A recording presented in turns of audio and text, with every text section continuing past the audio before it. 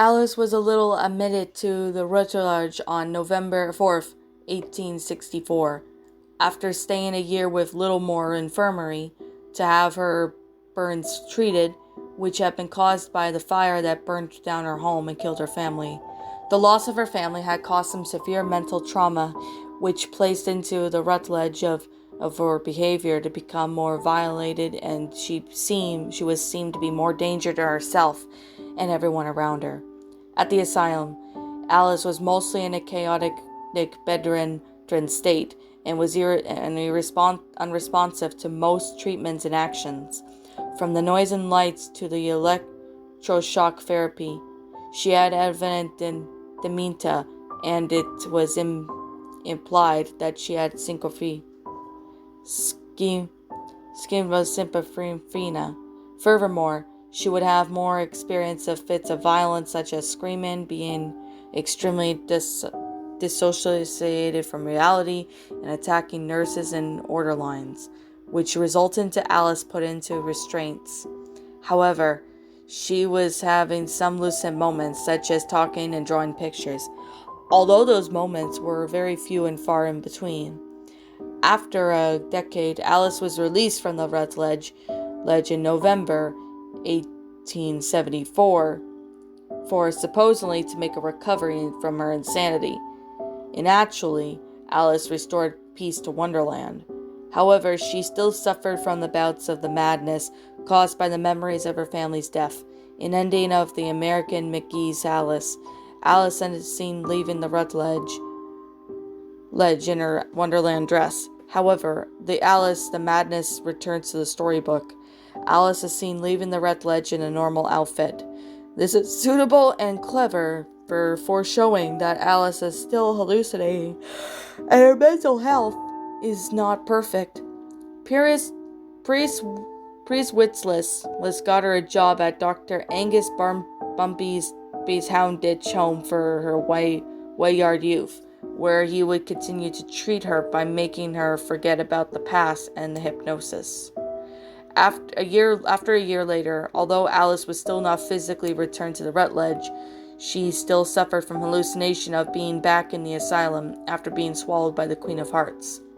Wilson has been seen alongside Nurse Cratchit during the horrific hallucination of Alice returning to the Rutledge mentally broken.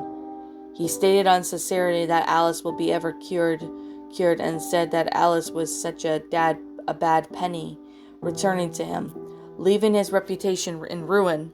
He ordered Alice to stay in the cell if she was a dog, and left with the Nurse Cratchit. Despite this, the door was left unlocked for Alice to escape. She staggered around the corridors in a straitjacket and remembered the various treatments the asylum performed on the patients, including her. She saw the room, and Alice saw visions of people that she knew talking about her return to the Rutledge due to her reluctant, unsustainable behavior. These included the Angus Bumby, Priss Witness, Dan Sharpie, and Wilson J. Redcliffe. Afterwards, Alice arrived at Hyde Park, illustrating that it was just a simple hallucination. The asylum was described as a miserable place by place. Its brick statue at both walls and roots were surrounded by a tall iron fence. The rain was just as small spikes as it lining its top, probably just to discourage an escapes from climbing. There is a brick path leading towards the main building, where the other buildings were connected to each side. The front yard is unkept, and the grass was left untrimmed, and the trees lack life.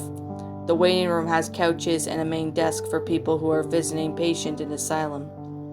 Ward 1 is actually one room with several beds, indeed for bunking and handful of patients. There are small desks where there's bassinets inside the beds. The bloodletting room was one of the rooms intended for patients for undergoing therapy, and there are several shelves filled with jars of leeches and even a small desk beside the bed where a jar of leeches was usually placed. There is also an unfamiliar skeleton on hide in one of the shelves. The tree-painted room room has a chair for the patient receiving therapy. A metal headpiece with a drill was placed on their heads, and the staff turns to slowly drill it into the patient's head. There is a small desk, and there is a shelf on the chair where the other instruments were usually placed, as well as several trolleys that were for the basins and their towels. After Alice's hallucination, the room's roof and the walls became more punctured by giant screws, and the room was much bloodier. The rooms were patients wearing straitjackets, and they were padded. They didn't have to be behind barred windows. The doors were made of thick metal with a small barrier door, often to lock to prevent patients from escaping.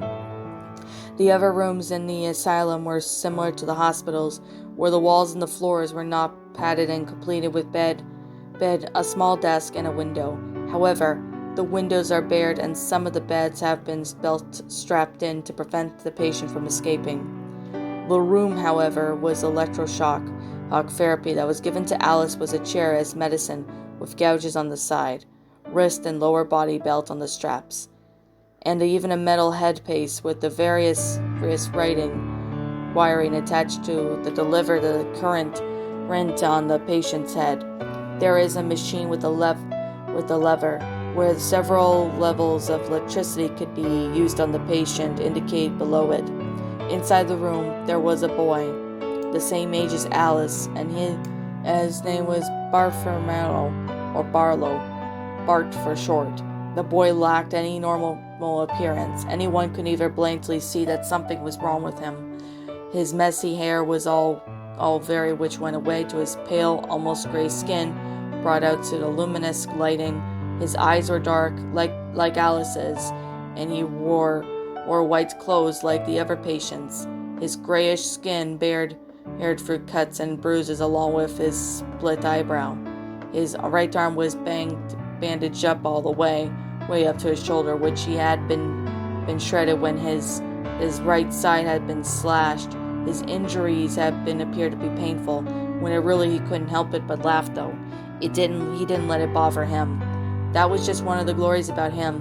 One of the many challenges he had faced growing up was growing up with a rare mental disorder that caused him to laugh uncontrollably whenever he's nervous. You can visibly see the pain irradiating from his chest, and as he clutches himself tightly whenever he cackled, a pained expression painted on his face. Ace or PBA is what they call it. A type of emotional disturbance characterized by uncontrollable episodes of crying and or laughter, or even emotional displays. PBA occurs when a secondary neurologic disorder of the brain injury. Bart didn't cry constantly. All he did was laugh, but you could see the tears of pain and misery all the way down from his face due to his cringeworthy babies of laughter. Again, whenever he's nervous. He's just there on the electric chair with straps around his wrists and ankles, slightly giggling. Coming from inside the room was Angus Bumby. "Hello, Bartholomew. I'm Dr. Angus Bumby. I'll be interviewing you from now on." "When will I leave?" Bart asked as a quite unusual voice. He always tried to make things up when he always does. He's one of those insomniacs who goes around the bed at around 1 o'clock in the morning. "When we cure you of your condition, of course," Bumby replied. "We're here to help you after all. Now, I've been around your cell this morning when you were playing, and I have seen your pictures. Your talent is really, really awesome. But maybe when you're cured, you could put these art into contest one day." Bumby handed a piece of paper to Bart, who eyed the brilliant drawings of the creature resembled in a dream. It vaguely resembles a Sphinx cat, with a very thin coat and a very thin body shape. The creature even taken in its almost skeletal appearance.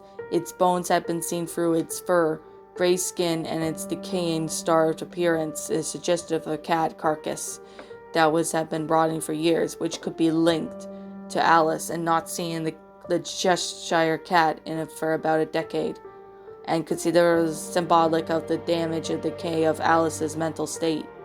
At least that's what she told Bart whenever they chatted about Wonderland.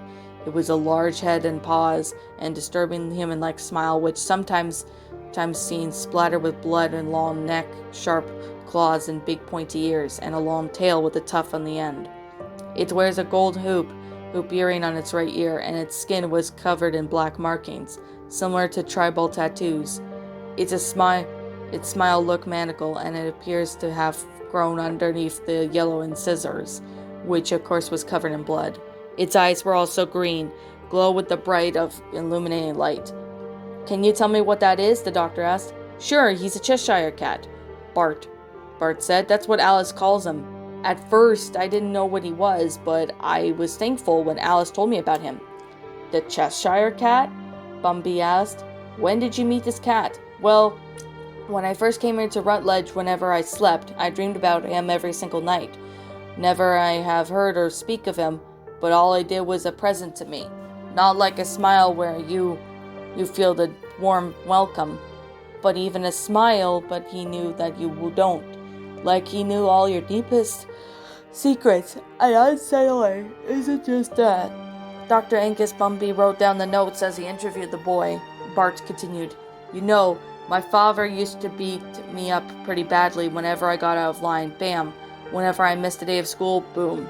It was just a day I decided to make my father laugh. I put on his church pants and ran upstairs, holding to him and say loudly, 'Hey, father, look at me, zoop.'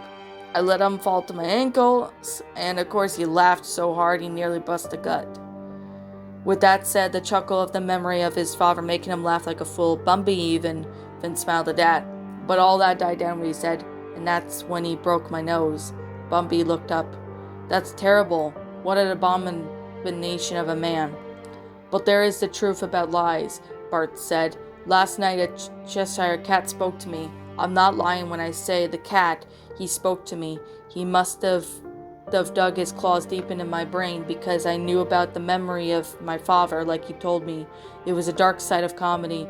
You always take shots from people who just don't get the joke like my father." Bumby stops writing and gets up and places his hand on his shoulder.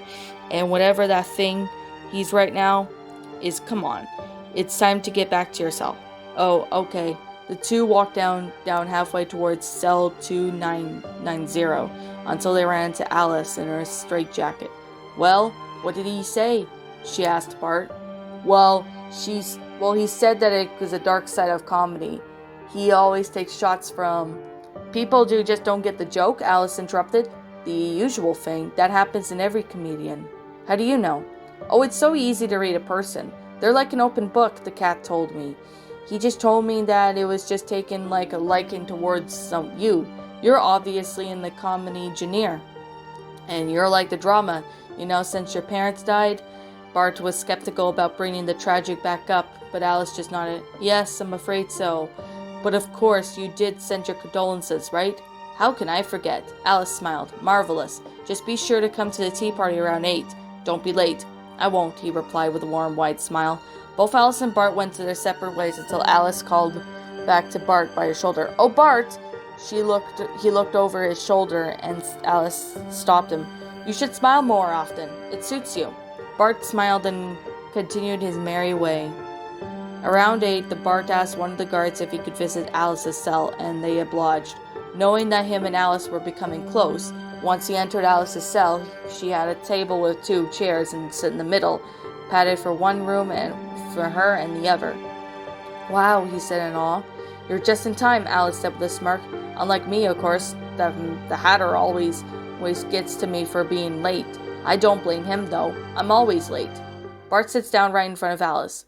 "Well, have you ever tried being on time?" "Well, no. Not sure if I have. I guess it's a cliche to me." Bart and Alice sips their tea, and suddenly as Bart takes a sip, he could recognize the taste. It was his favorite. Like I said, the cat told me. How do you like the on-along?" Bart conceded it was reasonable. Either she thinks she's hitting on him, or some stalker levels are ringing up in his head, and didn't want to get their attention. He knows that she's stuck in her fantasy land and didn't want to ruin it for her, and this is why they were best friends. The tea party goes on, and the more they chatted about certain things, the more they became close. Sometimes Bart misled misreads some of the literature that Alice wrote from a book that she reads back in Wonderland, where she went inside the White Rabbit's home.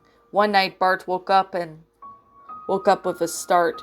He had another dream about the cat's smile embedded in his mind. He looked up and around the padded room, and he saw nothing but shadows mixed with dimly lit light bulb, swearing above him. He got up and paced in the room, pondering about what happened in his dream. He saw something that was ever from the corner of his eye. It resembled a feint of a gargling teeth, and fixed with a smile quickly vanished inside the darkness from the corner of the room. It freaked him out a bit, so much that he got a laugh out of him. His muffled laugh was in his head, trying not to let the nurses and patients know he was awake. He looked around the room. Nothing. Not a grin in sight. Bart laughed in relief, and he could just turn to see a huge lump against the bed sheets. He was startled again, and he was nervous. He held his hysterical laughter. Clutching his chest from the pain from his holy gagging, he slowly crept into a hard, huge lump, which seemed to move slightly, causing him to jump back in fear. Something is, indeed, inside those blankets. It didn't seem to be human. He slowly, ever so slowly, reached for the blankets and quickly pulled it off to see nothing. Bart gasped and breathed heavily, in and out, now for what seemed to be like an hour on his end. "Jesus!" Bart stuttered, trying to figure out to his composure. Bart did not sleep. It's either due to being around the morning, or it was just due to him being startled by whatever midnight ghost was scaring him out of his wits. That morning, Bart headed outside. He was tired and worried from the lack of sleep. Alice had wondered this when she walked up to him and asked, "Bart, why aren't you tired? Did you have another nightmare?" "No," Bart muttered. I saw something." "Really? What?" Alice intrigued. Bart looked around him and her. He leaned in closer and with his hands covering his mouth, not letting anyone hear what he was about to say. Alice leaned in close. "I think I saw him physically." "You mean the cat in person?" Alice asked. "I don't know for sure, but it was so real. Supernatural even. Do you even see things how differently? Like the shadows on the wall and people vanishing without a trace? Hell, even Spring-Heeled Jack and even his demons and devils." "Sometimes," Alice shrugs, "but I never let it get to me. I learned that it's all in your head. Fear is the mind killer. Lure of you all people should know that." "Really?" Bart asked. "You mean I could think of the happiest memory, whatever the ghastliest thing, I just want to know when it goes away?" "Yes," Alice says with a smile. "But you know it's just a cat that vanishes that night, so you don't need to worry. He's just watching you sleep. He does that just to keep you safe." Bart should have said those siren ringings in his head, and should have noticed some red flags here and there. But like I've stated, he was in an asylum, so people like him would just brush it off as lunacy. Bart and Alice continued playing games along with the other patients such as Edward, John, Emma, and a 17-year-old Tyler, who suffers from the same thing Alice does, and believes himself to be a reincarnation of Odin, the god from the Nordic mythology. During sundown, Bart was in bloodletting, where the room he was in was being cleaned up with the blood in a bucket with a mop, till suddenly he saw something. Harold grinned again, but this time it stayed. Bart can clearly see it, and was rotted yellow with patches of blood around it. Just like the drawings, Bart stayed fixated by the toothy appearance, until he felt a head on his shoulder. It was Dr. Wilton J. Radcliffe. He then looked down at Bart and asked, "Are you all right, my child?" Bart shook his head and cleaning the cobwebs out of his brain. He realized that Wilton couldn't see the smile, but he only see Bart staring at the empty wall. As Wilton left, he closed the door, and Bart was out of breath. When he saw the bloody handwriting of the other side of the door in front of him, it read, "Don't forget to smile, Bartholomew." Later that night, Bart was sitting up on the edge of his bed of the padded room, too afraid to fall asleep. He looked around at the glaze at the dimly lit wall, eyeing his surroundings, trying his best to guard for the teeth again. Somehow, deep in his brain, he knew that it was a cat, but it was just the other side of his mind. It must have been some friend wanting to to drag his soul into the fiery abyss, along with the other hellbound brutes just like it, but not a set of teeth inside. Of course, you might think it might be relieved to feel something scared the bejesus out of you, Bart, but you've been mistaken. Nothing happened.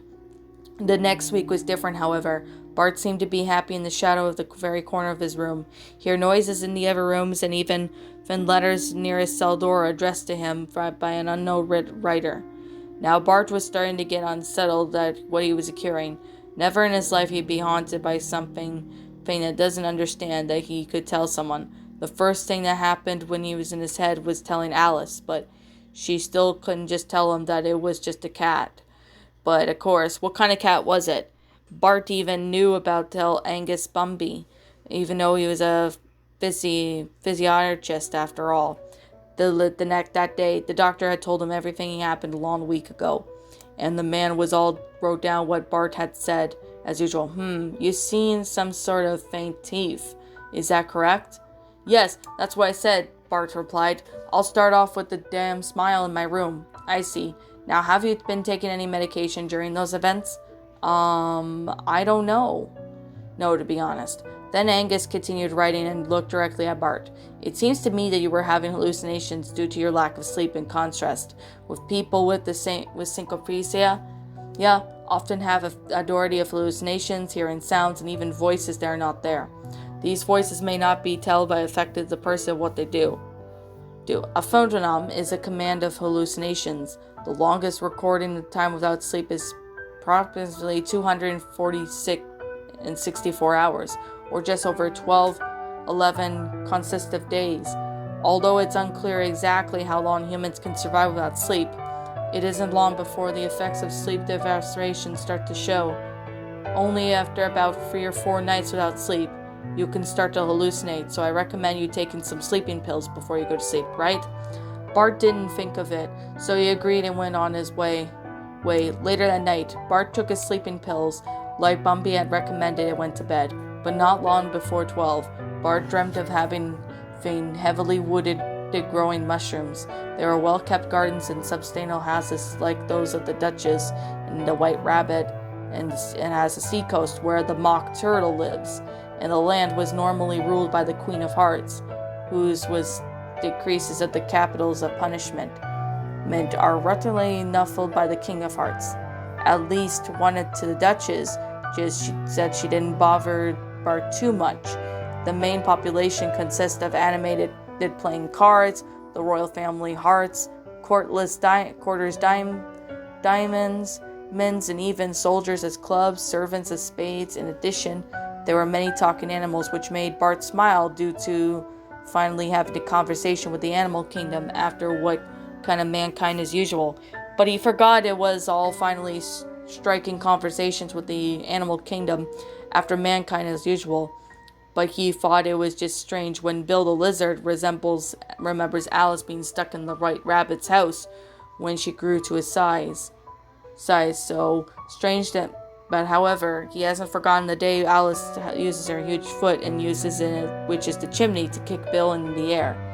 He thankfully managed to survive the fall thanks to the fellow creatures. He asked Bill about the events that happened in the Rut Lodge, and he pointed out the Chudgy Wood, telling them just to follow the path of Montbrass. This was strange because Bart didn't hear about the place that Alice was humming a tune quietly one day. It went something like this.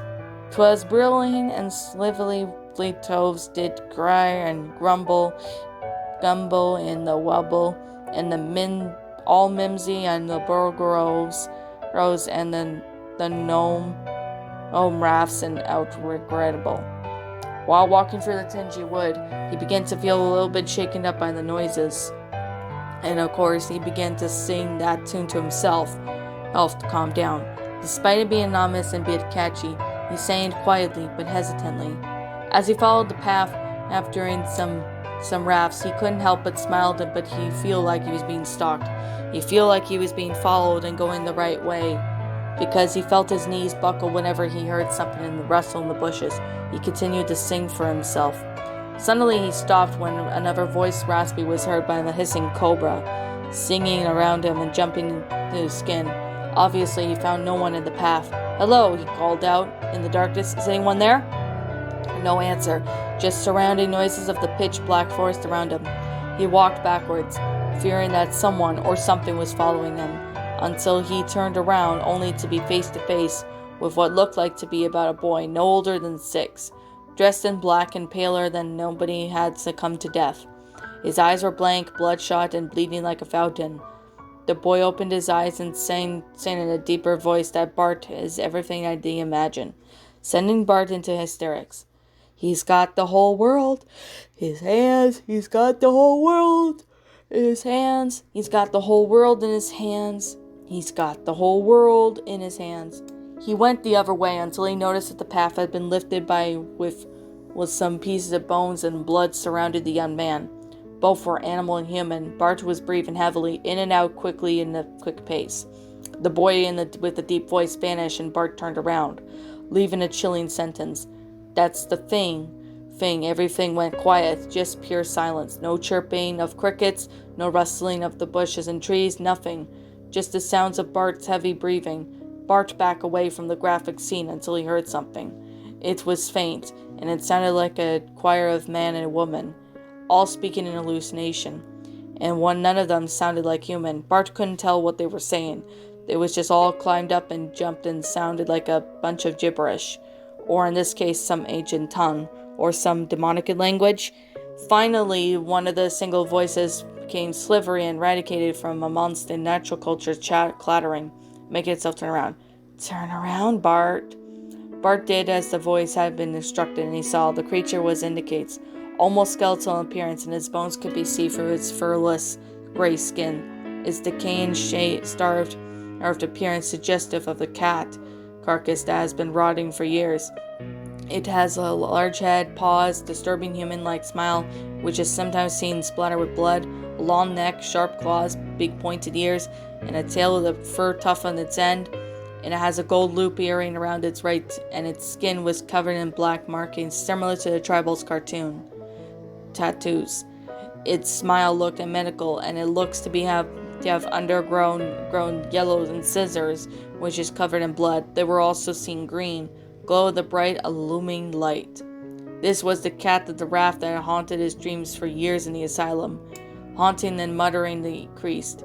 "What do you want?" Bart asked as his spine turned to jelly. The beast's grin widened wider. "Please now, it's not the time for fear. That all comes later. All I want to be your friend. I admired your work, your drawings. It pleases me, but your deceased laughter, it fills my heart with glee." "I don't seem to understand," Bart exclaimed. The cat shut its eye and then let out a small laugh. It sounded like a dog being strangled. It sounded like something out of someone's horror nightmare or a horror movie. "Oh, you and Alice are just the same," he said. Chuckles, "Try to understand. Even though through our wonderland could be scary, some of us are not always dangerous, except for the Red Queen, the March Hare, and the Dormouse. I still don't know why those two have still got rotten, despite being friends of the Mad Hatter and yours. But all I do know is that I've been looking for. My dry diamond in the rough."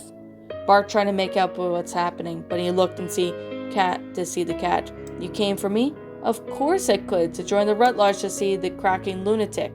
I needed someone to understand this. Someone wants to join Alice's little quest to save Wonderland. Someone who I can link myself to." With that said, Bart now understood. The cat linked itself into him. Wanted to be his friend. "Now, hold still as I climb up to your assistance and latch myself onto you. You'll feel a little pain, but you'll just have a laugh that off, will ya?" the wraith said as it made its way onto him, floating as it enveloped into a black and gray smoke. The smoke was then went out inside Bart's nose and eyes and mouth. As he gasped for breath, he fell backwards onto the ground, reaching out to the darkness. That was until he woke up with a start. Beads of wet was from his brow. He got up to make his way towards the cell door and asked to be let out to use the bathroom. He walked down the halls and noticed that the halls had begun to warp and shape like the same ones at Wonderland he had dreamed about. He even noticed that Alice was wearing a blue dress and black boots. He smiled, and that's when it hit him. The smile grew larger and larger, unnaturally wide. He grabbed the nearest mirror, and that's when he saw his reflection resembles the same cat in his dream, but taking on an anthropomorphic appearance, much like Alice's dresses.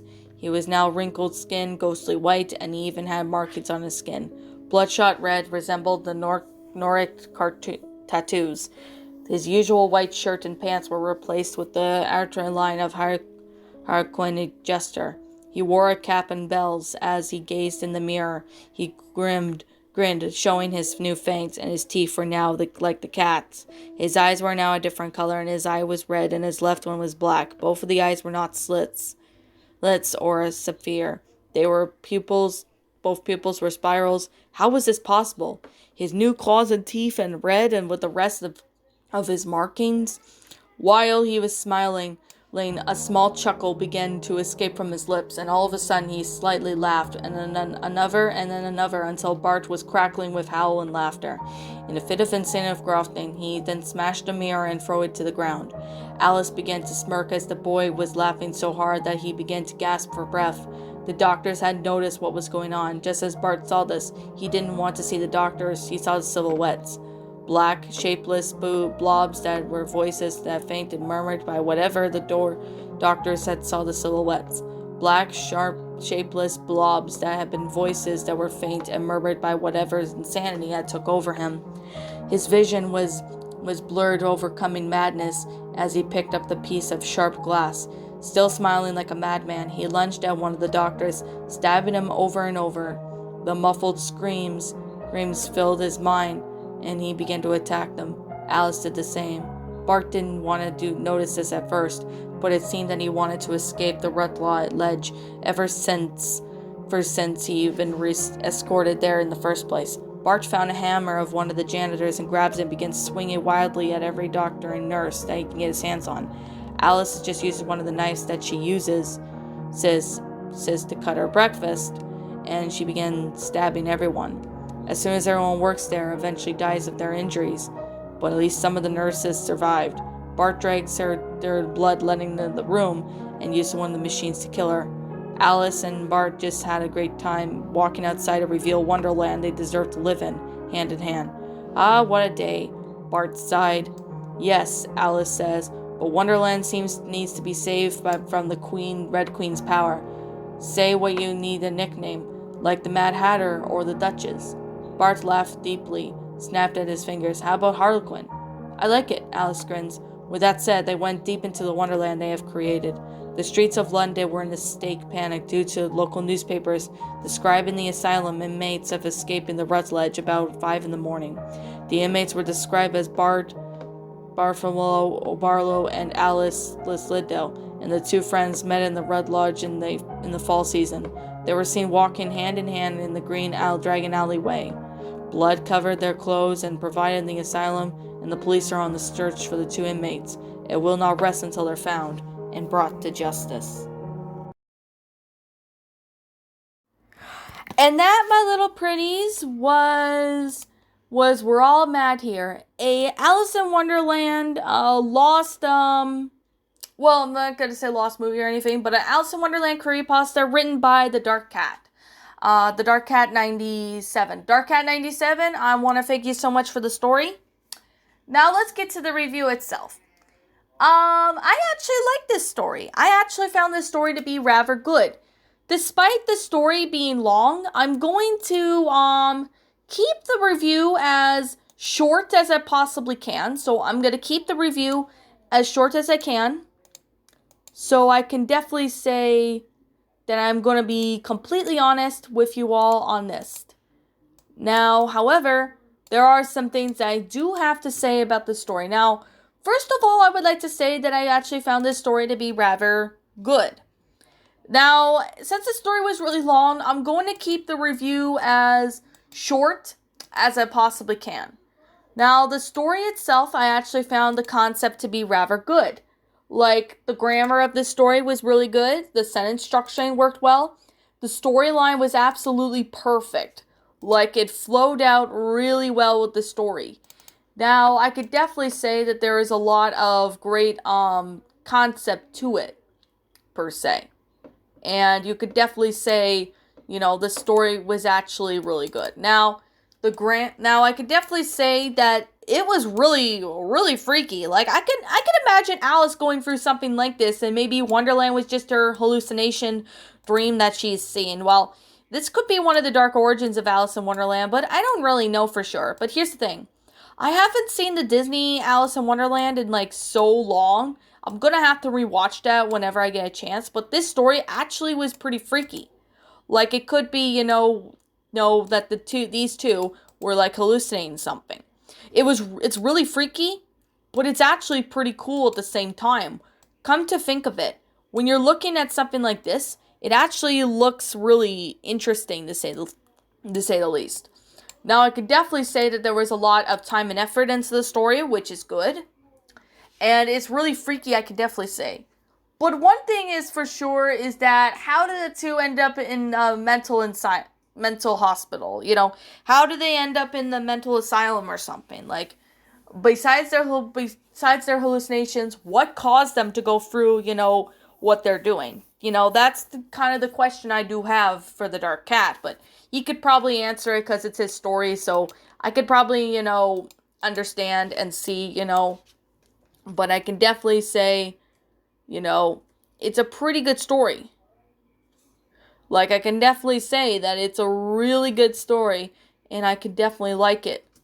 Now, I could definitely say right now that this story was actually really believable. I can actually see, this is actually happening. I can actually see it.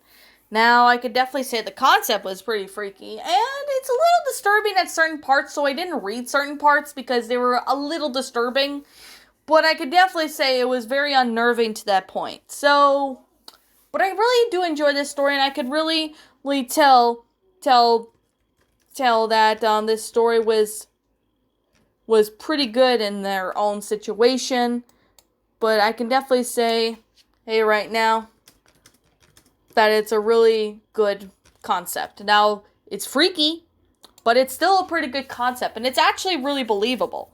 Now, I can understand maybe Alice being in Wonderland and all that, it could be a dream, which, of course, it was in the Disney movie, but it also was really freaky as well, and I can definitely say there's definitely a lot of time and effort into the story, and this is a very good thing, and it's a good positive with the story, is that it is very, it's disturbing, but it's actually really cool when you come to think of it. Now, I could definitely say there was, like, a lot of great concept to it. Like, I'm being completely honest, that I'm really starting to look at it, and I'm looking myself at the mirror, realizing that this story was actually really interesting and decent. Now, I'm going to wrap up the review since the story was long. Like I said, I was going to keep the review as short as I can. What did I think of this? Well, I did spot a few grammatical errors partway through the story, so I kind of stuttered a bit in certain parts, but the story could be fixed up with the grammar a little bit, but other than that, the whole thing was actually played out well. It's disturbing, yes, I do know, but it was pretty good, to be completely honest. Like, it's really freaky, but it's actually believable at the same time. Now, I know Disney probably were going to do something like this, or had an idea of doing that, but I can understand, Disney does dark things at times, which, from that, I can definitely understand, why Disney, certain Disney movies are, like, dark nowadays. But this one was actually pretty crazy, if you ask me. Now, like I'm going to say right now, this is simply my own personal opinion, and if you disagree with me, that's fine too. We're all entitled to our own opinions in regards to these creepypastas, and this is simply my own personal thoughts. My final rating of this story would have to be I'm going to have to give this one a 10 out of 10. It's a great story, great concept. Everything about it was just amazing and very unnerving too. So, The Dark Cat, you did a really awesome job with this story, and I highly recommend you do more of these because I would like to see more of these stories like this. They're really, really, really cool. And if you are taking requests on certain stories, narrations, or something, just let me know in the comments below because I would like to ask you something. But anyways, what did you all think about this creepypasta? Did you all enjoy it? Did you not? Also, what would you have done personally to help make this story a lot better? Leave me know what your thoughts are down in the comment section down below. I'm the Queen of Lions. Thank you so much for watching today's episode. If you're brand new here to this channel, be sure to like, comment, and subscribe because I make brand new videos every single day. Don't forget to ring the notification bell to when I upload so you guys will not miss an upload. And as always, please roll the outro because I'm out of here, and I'll be seeing you all in the next video. Peace out.